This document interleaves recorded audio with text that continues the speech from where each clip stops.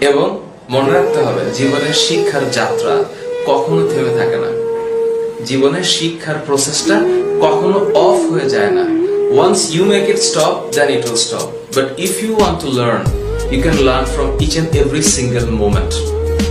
কারণ সবসময় আমি বলি যে থিওরিটিক্যাল নলেজ এক জিনিস, ওইটা থেকে প্র্যাকটিক্যাল লাইফে রিয়েলিটিতে ট্রান্সফার করা হচ্ছে ডিফারেন্ট স্কিল লেভেল।